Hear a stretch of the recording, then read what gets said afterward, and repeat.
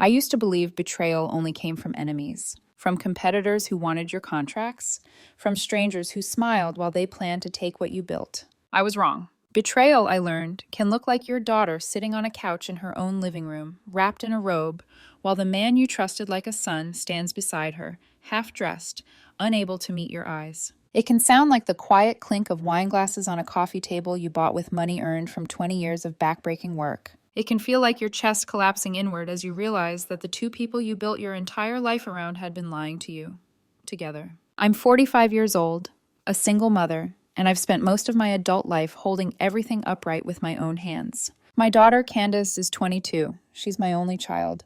I raised her alone after her father walked out when she was 8, saying he wasn't cut out for parenting. I didn't have the luxury of falling apart after that.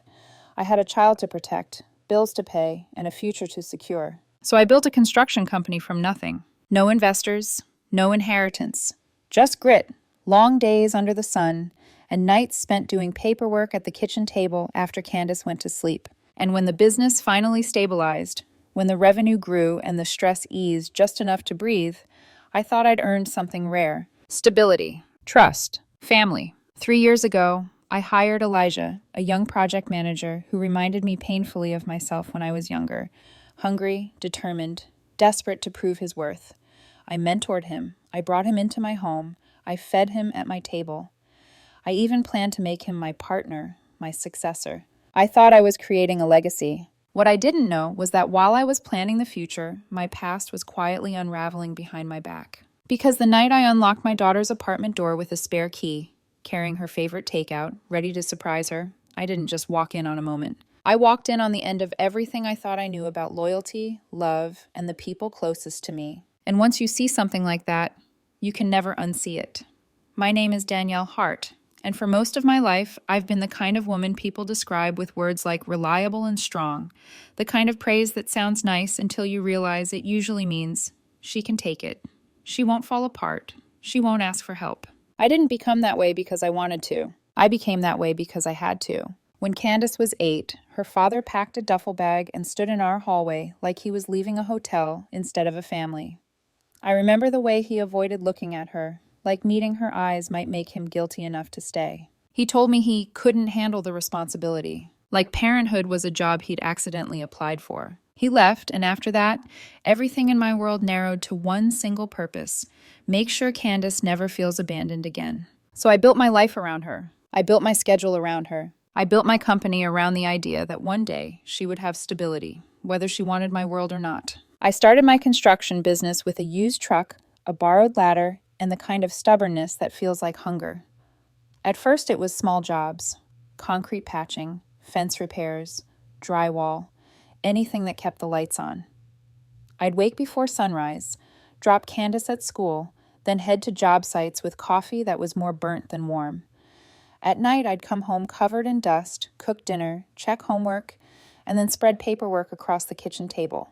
Estimates, invoices, payroll for a couple part-time workers. Candace grew up watching me work like oxygen depended on it, and in a way, it did. By the time she was in high school, my company wasn't just survival anymore. It had a real name, a real crew, repeat clients. We weren't rich, but we were comfortable. Candace went to private school because I wanted her surrounded by opportunity instead of limitation. She had what she needed, and I made sure she never had to carry adult fear the way I did. We were close, almost too close if I'm being honest. Candace called me every day, not because I demanded it, but because it was our rhythm. She came over for dinner twice a week. Weekends were ours, sometimes home improvement projects, sometimes movies on the couch, her head leaning against my shoulder the way she did when she was little. People would say, "You two are like best friends," and I would smile. But in the quiet parts of my mind, there was always a voice that whispered, "If you stop being everything, what happens when she doesn't need you anymore?" Candace graduated college with a marketing degree and took a job at a small advertising agency downtown. She was good at it, confident, social. She belonged in that world in a way I never did. She never showed interest in construction, and I didn't push. I told myself I wasn't building the business for her to inherit. I was building it so she'd always have somewhere safe to land if life ever went sideways. Still, I couldn't ignore the question that started haunting me as I got older. What happens to the company when my body can't do this anymore? Construction is unforgiving. It doesn't care if you're tired or aging. It doesn't care about bad knees or aching wrists. And I'd been doing it for over 20 years. Then Elijah came along. He was 29 when I hired him, fresh out of college with a construction management degree and a resume that looked too polished for someone who'd clearly lived rough. The first day he showed up to the site, he didn't act like a kid trying to impress. He asked smart questions. He watched how my foreman spoke to the crew. He took notes. He moved like someone who understood that respect is earned in silence, not demanded in noise. I remember thinking he's going to be trouble, in the best way. And he was. Within a year, Elijah was running projects smoothly enough that I could breathe for the first time in a decade. The crew respected him. Clients trusted him. He was organized, sharp, calm under pressure. Revenue jumped 40% in 2 years, and part of me felt pride so deep it almost looked like relief. Because for the first time, I could imagine stepping back someday without watching everything collapse. What made it worse, what made me get emotionally involved, beyond business, was his background. Elijah told me his father left when he was 12. His mother struggled with addiction. He'd worked construction jobs through summers and nights to put himself through college. When he spoke about it, he didn't try to make it dramatic. He said it like it was a fact. But I could hear the ache behind his calm, and I recognized it. I've always had a soft spot for people who turn survival into discipline, so I started including him. Family dinners, weekend projects, little traditions. I invited him to a Florida trip last year, me, Candace, and Elijah, because it felt natural at the time. Candace seemed to enjoy his company. They teased each other, bantered, rolled their eyes at each other like siblings do. And I thought, good. I thought, Candace deserves a big brother figure. I thought, it's healthy for her to have people besides me. I didn't realize I was opening the door to something I couldn't control. About 6 months ago, I met with my lawyer about succession planning. I had the partnership papers drafted. 30% ownership to Elijah at first, with an option later for a buyout when I retired. I planned to tell him on his 30th birthday next month. I even bought him an expensive watch and wrapped it carefully like the moment deserved ceremony. And I talked to Candace about it because I didn't want her to feel like I was giving away her future. She surprised me by being supportive. She said, "Mom, Elijah's earned it. If you trust him, I trust him." I remember how relieved I felt, like I could finally relax my grip on the steering wheel. But then, the small things started. Candace began declining dinners. Her voice on the phone sounded distracted, like she was always splitting her attention between me and something else. When I asked if she was okay, she blamed work. Stress, being tired, normal adult life. Elijah, too, became slightly off. He still performed well, but there were moments at the office, tiny pauses in conversation, a flicker in his eyes, a delayed response, like his mind was somewhere else. I assumed it was his family stuff, or money stress, or just the weight of being the person I was slowly relying on. I didn't want to pry, because prying would mean admitting I was afraid. And I didn't want to be the kind of mother who clings so hard she strangles the people she loves. So I ignored the signs. I convinced myself it was nothing. I convinced myself my daughter and my almost son were simply living their lives, until the night I carried Chinese takeout to Candace's apartment and walked into a scene that made my stomach drop so fast it felt like my body forgot how to breathe. And that was when I realized the distance wasn't just adult independence. It was secrecy. It was lies. And it had been happening right in front of me. Looking back, the most dangerous part wasn't the betrayal itself. It was how ordinary everything still looked while it was happening. Candace didn't disappear overnight. She didn't suddenly become cruel or distant in a way that screamed, something is wrong. It was quieter than that. Small changes that slipped easily into excuses. She started canceling our standing dinners with explanations that sounded reasonable enough to accept without question. Work ran late, Mom. I'm exhausted today. Can we do another night? At first, I told myself this was growth, independence, the natural evolution of a daughter stepping fully into adulthood. I reminded myself not to cling, not to make her feel guilty for having her own life. But then the calls changed. She still called every day, but the conversations became thinner. She'd multitask while we talked. I could hear movement in the background, doors closing, footsteps, a television murmuring. Sometimes she'd laugh softly at something that had nothing to do with me, then apologize and say, "Sorry, what were you saying?" I brushed it off. Everyone gets distracted. Elijah's changes were subtler, but harder to ignore once I noticed them. At work, he'd pause mid-sentence like he was replaying a thought he didn't want to finish out loud. He'd check his phone more often. Once or twice, I caught him watching me with an expression I couldn't place. Something like guilt, maybe, or hesitation. When I asked if everything was okay, he smiled too quickly and said, "Yeah, just tired." I believed him because I wanted to believe him. I'd invested too much in the idea of Elijah as the future, as proof that all those years of grinding had led somewhere solid. I didn't want cracks in that image. The three of us still spent time together, but even that felt shifted. Family dinners were less frequent. When they did happen, Candace and Elijah would sometimes exchange glances across the table, quick, fleeting looks that vanished the second I noticed. I told myself I was imagining things, that I was reading too much into normal social behavior. After all, I trusted them. Candace was my daughter. Elijah was practically my protege. What kind of person assumes betrayal from the two people closest to her? Still, my body knew something before my mind caught up. I started feeling uneasy in my own house. I'd walk into a room and feel like I'd interrupted something, even when I clearly hadn't. There were moments when Candace would stop mid-sentence if Elijah walked in, then resume in a different tone.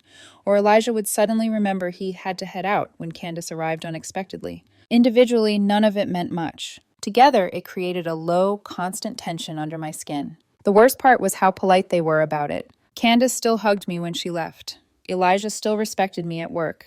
No one raised their voice.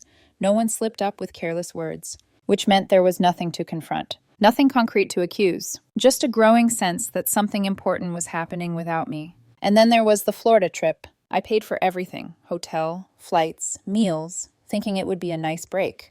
A rare moment where work, parenting, and responsibility could soften into something lighter. Candace and Elijah spent a lot of time together on that trip. Too much time. They walked ahead of me on the beach. They stayed up late talking on the balcony while I went to bed early, worn out from the sun and my joints aching in ways they never used to. I remember lying awake one night, listening to muffled laughter through the sliding glass door, and feeling a flicker of irritation I couldn't explain. They're just bonding, I told myself. This is what family looks like. But the truth is, deep down, I already felt like the third wheel in my own life. When we got back from Florida, the distance solidified. Candace missed 2 dinners in a row. Elijah took a personal day without much explanation.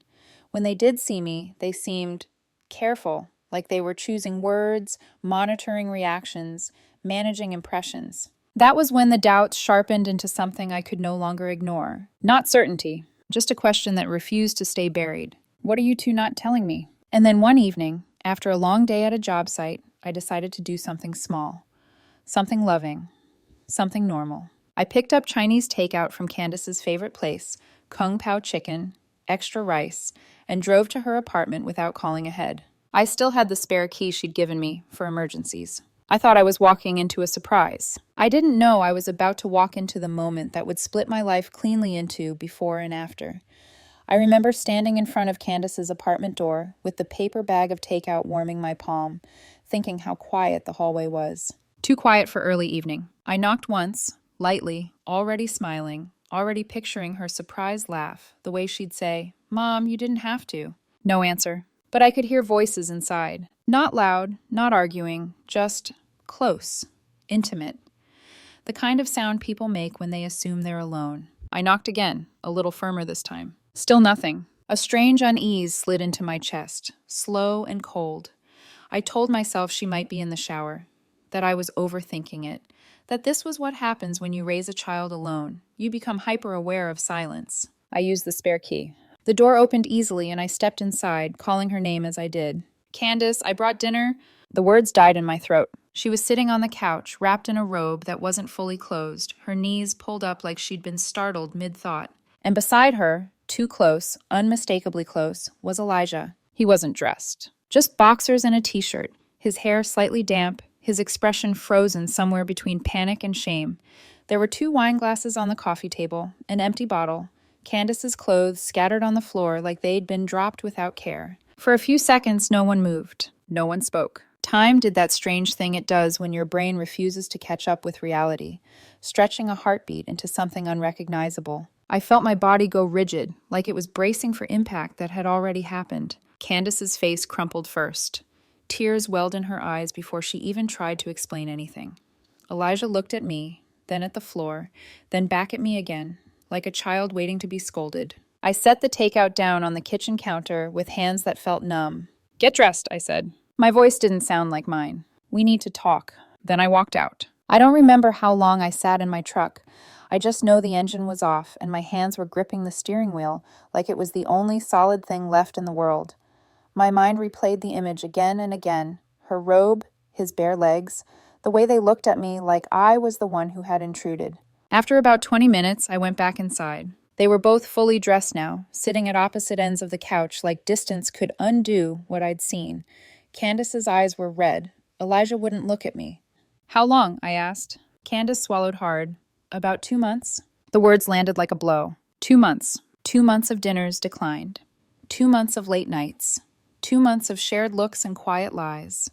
2 months of them smiling at me across my own table while planning a life that didn't include my consent or my dignity. Elijah finally spoke, his voice low.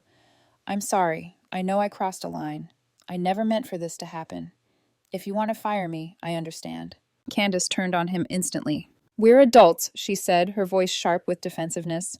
"This shouldn't affect your job or our family. We didn't do anything wrong." I stared at her, not in anger, in disbelief, because the daughter I raised, the one who once cried because she thought she'd disappointed me by getting a B, was now sitting in front of me, telling me that betrayal was just a technicality. "I need time," I said finally. Then I left. I drove for 3 hours that night, past streets I knew by heart, past job sites I'd built with my own hands, trying to understand how everything I trusted had shifted without my permission. The partnership papers were sitting on my desk at work. The watch was wrapped and hidden in a drawer. And suddenly, every memory of the past few months felt contaminated. Because once you realize the people you love most are capable of lying to your face, you start wondering how much of your life has been built on assumptions instead of truth. The next morning, I did something I hadn't done in 5 years. I called in sick. Not because my body couldn't move, but because my mind refused to cooperate with reality. I sat at my kitchen table staring at my phone, watching it light up again and again. Candace. Missed call. Candace. Long message. Candace. Another apology. Another plea to talk. Elijah texted too. Shorter. More restrained. He said he wanted to explain. He said he hoped we could work through this. He said he respected whatever decision I made. I didn't respond to either of them. Instead, I replayed everything. Every dinner, every shared laugh, every time I'd invited Elijah into my home and told myself I was doing something generous, something meaningful.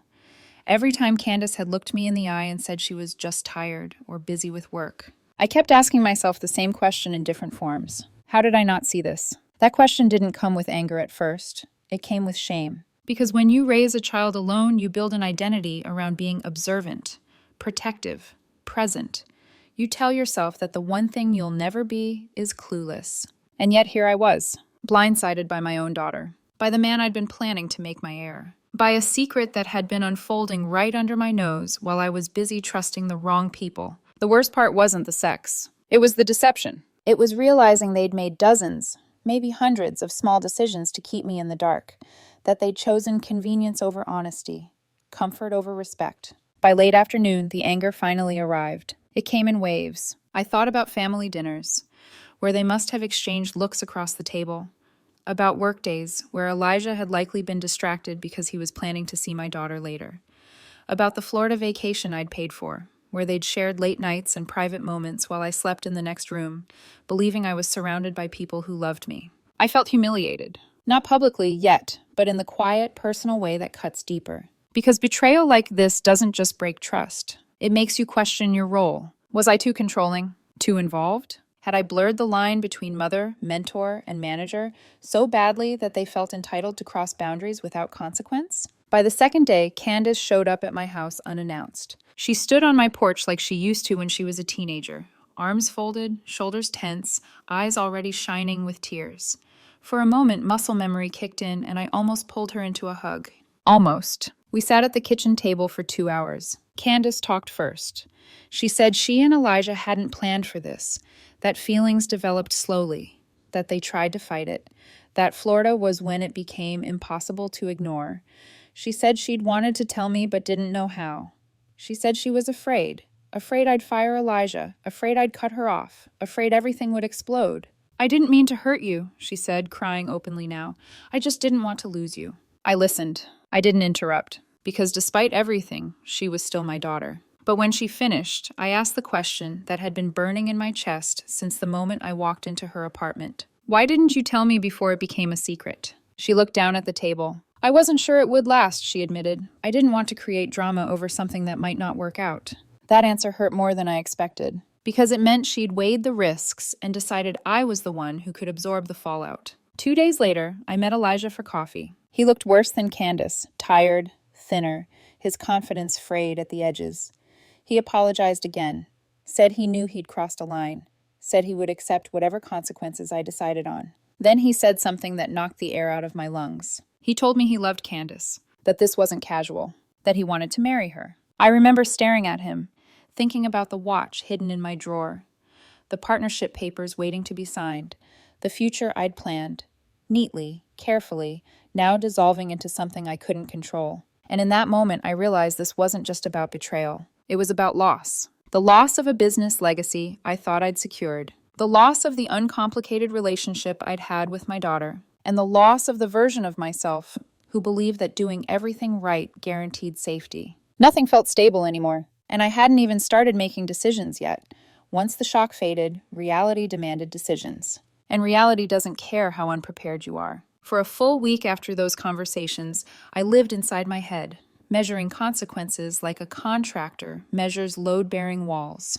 Every option came with collapse. If I fired Elijah, I'd lose the most capable project manager I'd ever hired, someone who knew the business inside and out, someone the crew respected, someone who had helped grow the company by 40%. If I didn't fire him, I'd be working every day with a man who had slept with my daughter behind my back, while smiling at me across conference tables and family dinners. There was no version of that equation that didn't cost me something. I called Elijah into my office the following Monday. I didn't raise my voice. I didn't accuse.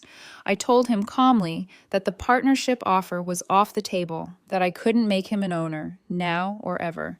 Trust, once broken at that level, doesn't regenerate just because people apologize. He nodded. He didn't argue. I understand, he said quietly. That response should have made me feel better. It didn't, because it confirmed what I already suspected. He'd known all along that this would destroy my confidence in him. He'd just hoped I wouldn't find out. I told him we would remain strictly professional. No personal conversations, no family overlap, no blurred lines. He agreed immediately. The partnership papers went into a locked filing cabinet. The watch stayed hidden. With Candace, the process was slower and more painful. I started answering her calls again, but I kept my distance. Lunch instead of dinner, public places instead of my home, conversations that avoided Elijah's name whenever possible. At first, it felt like progress. We talked about work, about her projects at the agency, about ordinary things. We laughed once or twice, cautiously, like people testing ice after a crack. Then something small happened that detonated everything again. I was at the bank making a deposit when my neighbor Janet struck up a casual conversation. She mentioned, offhandedly, that she'd seen Elijah's truck in my driveway several times when I wasn't home. I assumed you knew, she said. I figured he was helping you with something. My stomach dropped. 6 times, she thought. 6 weekdays. Candace hadn't said a word. I confronted her the next time we met. She didn't deny it. She said they'd watched movies, cooked dinner, that they never went into my bedroom, as if that detail softened the violation. I grew up in that house, she said defensively. It's still my home, too. That was when the argument exploded. Because the house wasn't just walls and furniture. It was the place where I'd raised her, the place I'd worked myself into exhaustion to keep, the place where I'd believed I was safe. Using it as a hiding place for her secret relationship felt like something else entirely. It felt like erasure. I told her the issue wasn't who she was dating. It was how she'd chosen to lie, sneak, and cross boundaries without asking. She accused me of being controlling, of punishing her for falling in love. We stopped talking after that. 2 weeks later, I put the house on the market. I didn't tell Candace. Living there had become unbearable. Every room felt haunted by what I now knew. Selling it wasn't revenge. It was survival. When Candace found out, she was furious. She showed up with Elijah to collect some of her things, and I felt something in my chest harden when I saw them together in my driveway. Comfortable, familiar, like they'd already accepted a future that no longer included me at the center. She apologized that day, sincerely, I think, but the damage had already layered too thick. We tried one last thing. Dinner. The three of us. It was awkward, tense, painfully polite. That night, Elijah revealed he'd been offered a job in another city. A promotion. Better pay. A clean exit. Part of me wanted him to take it immediately. Another part, stubborn, complicated, told him not to make career decisions because of personal fallout. He stayed, but something had shifted permanently. At work, the air felt heavier. At home, the silence felt louder. And inside me, a new realization took shape. I couldn't keep absorbing everyone else's choices without consequence. Something had to give. And soon, the lowest point didn't arrive with shouting or slammed doors. It arrived quietly. It showed up on a Tuesday evening when the house was half packed, cardboard boxes stacked like unfinished thoughts, and I realized there was no room left in my life that felt untouched. I sat on the bare living room floor, no couch, no pictures on the walls, and tried to remember the last time I felt at home anywhere. The company still needed me. Projects didn't pause because my heart was heavy.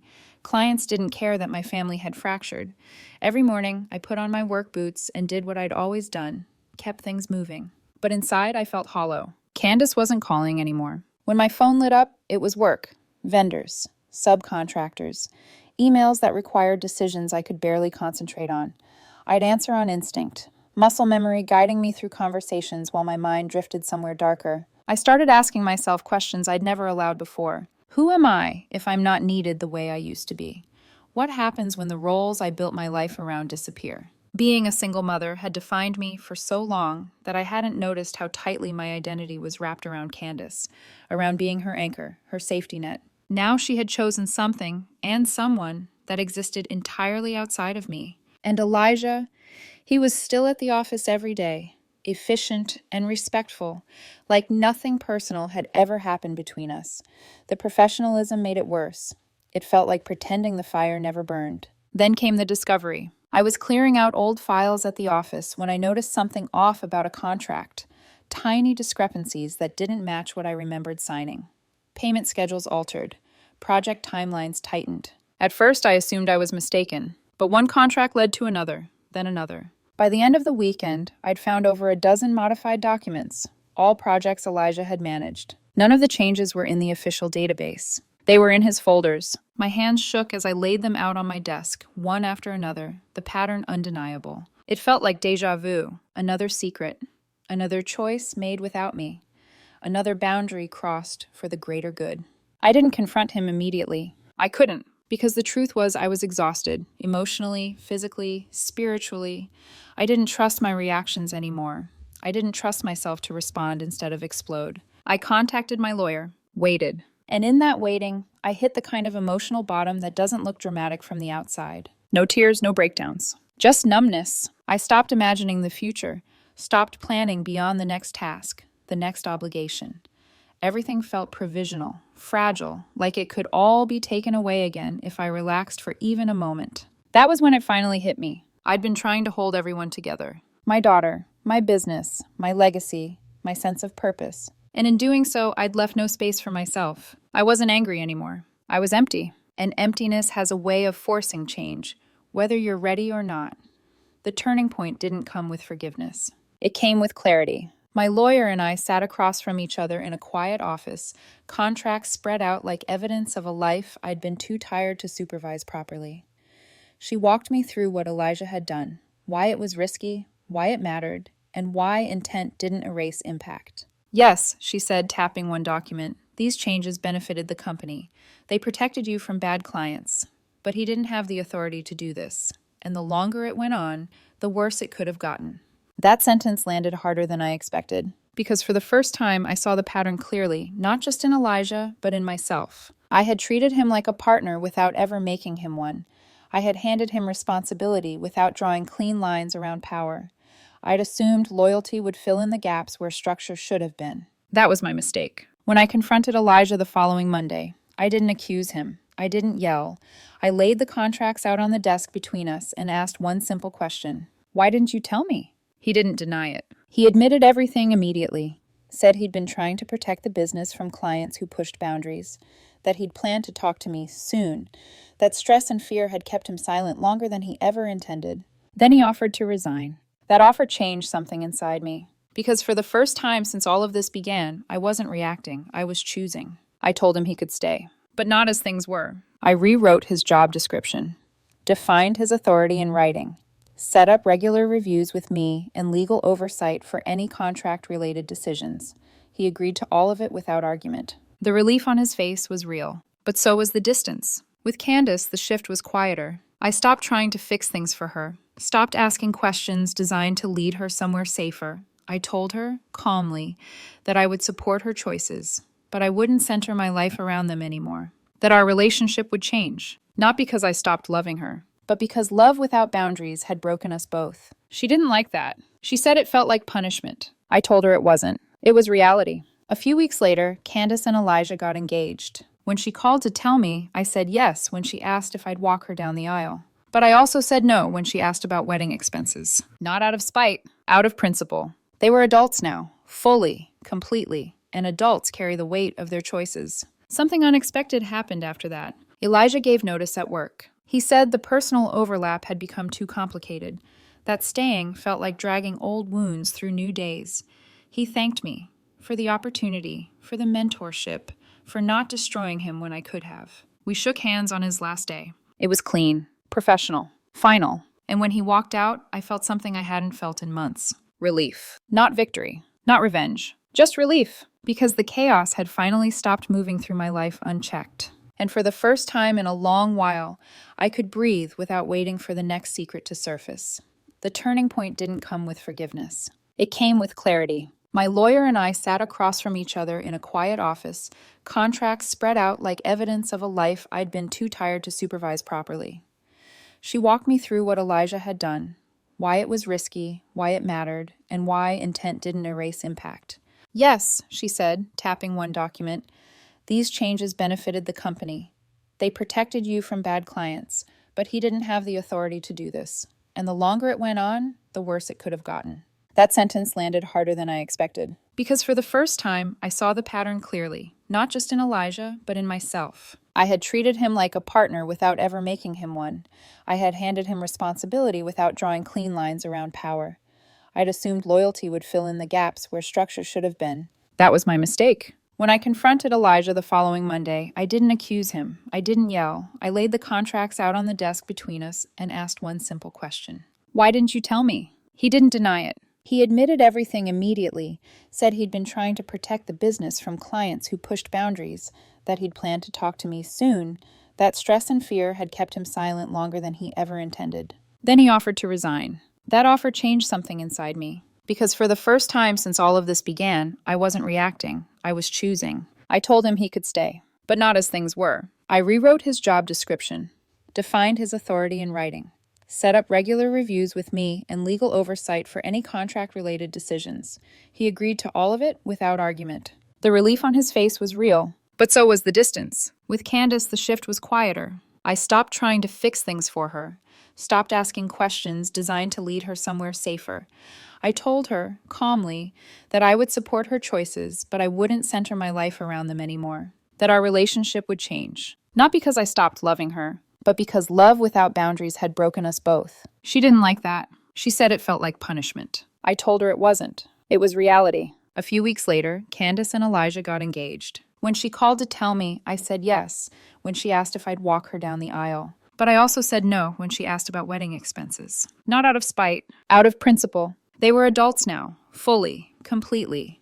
And adults carry the weight of their choices. Something unexpected happened after that. Elijah gave notice at work. He said the personal overlap had become too complicated. That staying felt like dragging old wounds through new days. He thanked me for the opportunity, for the mentorship, for not destroying him when I could have.